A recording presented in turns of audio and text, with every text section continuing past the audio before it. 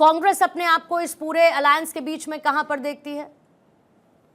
देखिए पूर्णिमा जी, कांग्रेस पार्टी एक विचारधारा वाली पार्टी है। हम जो राष्ट्रीय पार्टी हैं, हम विचारधारा की पार्टी। आपने बोला कि सब चीज़ों को साइड रख दीजिए, अपना मेयर बना लेंगे, अपनी सत्ता में काबिज हो जाएंगे। नहीं, सब चीज़ों को साइड नहीं रखा जा सकता। कांग्रेस पार्टी एक विचारधारा वाली पार्टी है और अपनी विचारधारा को पीछे छोड़ के हम सत्ता में काबिज होना नहीं चाहेंगे। पहली बात तो ये। दूसरी बात ये कि जो लोगों ने अडानी का हाथ थाम लिया, गौतम अडानी का, वही अडानी जो देश के संसाधनों पे कब्जा कर रहा है इस समय, जिसको खुली छूट दे रखी है भारतीय जनता पार्टी की सरकार ने कि जाओ जाके जंगल काटो, जाओ जाके एयरपोर्ट्स को चलाओ, जाओ जाके देश के जो पोर्ट्स हैं उनको चलाओ, जाओ जाके कहीं भी जाके खनन कर लो जाके कोयले का, जाओ जाके किसी भी रेट पे जाके कोयला बेच दो जाके देश को, तो वो हम नहीं होने देंगे। ऐसे लोगों के साथ हम बिल्कुल नहीं जाना चाहेंगे जो अडानी के साथ खड़े हुए हैं और अडानी के साथ हाथ मिलाकर सत्ता में काबिज होना चाहते हैं।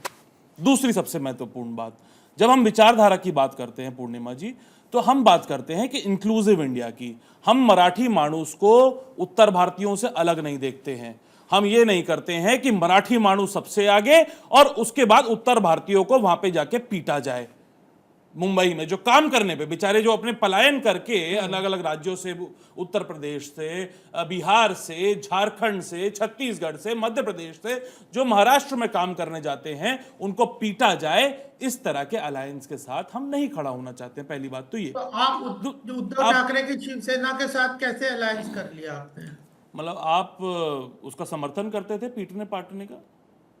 सवाल ये भी बनता है। अब मैं बीच में नहीं बोला था, गोपाल जी आप बड़े वरिष्ठ प्रवक्ता हैं, एक बार धैर्यपूर्ण सुन लीजिए एक बार। देखिए क्या है कि महाराष्ट्र बीएमसी में जो पूरा जो क्षेत्र आता है, उसमें लगभग जो उत्तर भारतीय हैं जो यहाँ से पलायन करके काम करने के लिए गए हैं, वो 20 से 25% है। अगर राज ठाकरे जैसा व्यक्ति जो उत्तर भारतीयों को पीटने का काम करता हो, जिसके कार्यकर्ता, या उत्तर भारतीयों को गाली देने का काम करता हो, या फिर एक भाषा की मराठी ही बोलनी आनी चाहिए, इस चीज का समर्थन करता हो, तो हम इस तरह के अलायंस के साथ भी नहीं जाना चाहिए। हाँ, हमारा इंडिया अलायंस है, उसमें उद्धव ठाकरे भी हैं, उसमें शरद पवार भी हैं, लेकिन हम इस तरह के अलायंस का समर्थन नहीं करते हैं। पहली बात तो ये।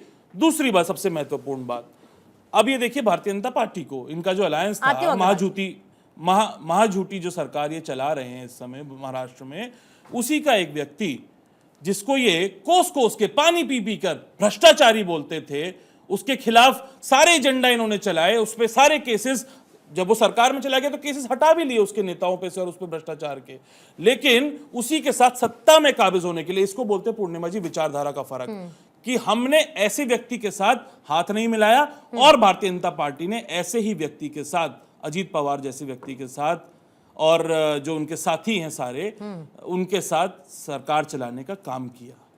रात को मुझे याद है वो दिन जब अजीत पवार को सुबह सुबह 5 बजे चोरी छुपे शपथ दिलवाई गई थी और देवेंद्र फडणवीस जब मुख्यमंत्री बने थे कुछ समय के लिए, कुछ घंटों के लिए, तो ये छुपे छुपे जो भ्रष्टाचारियों से हाथ मिलाने का काम, उनको वॉशिंग मशीन में धोने का काम, भारतीय जनता पार्टी को मुबारक। Congress Party with a difference है, हम भ्रष्टाचारियों के साथ, देश के जो संसाधनों पे लोग कब्जा कर रहे हैं, उनके साथ कभी भी हाथ नहीं मिलाएंगे। तो आप इस कोलिशन के साथ नहीं है ना, ये बहुत क्लियर है।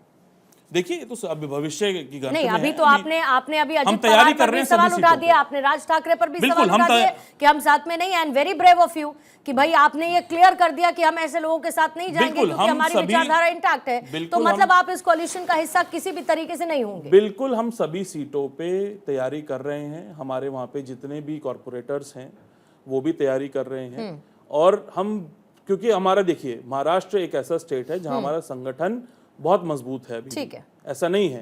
मैं मानता हूँ कई जगह हमारे में कमियां हो सकती हैं, लेकिन महाराष्ट्र में हमारा जो संगठन है वो मजबूत है।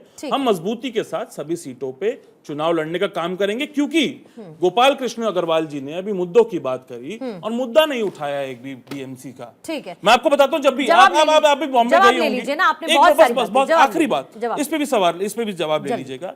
होता क्या है, जब बारिश होती है ना, तो आज भी बॉम्बे में ही उतना ही जलभराव होता है जितना पहले होता था, और उससे बढ़ गया है।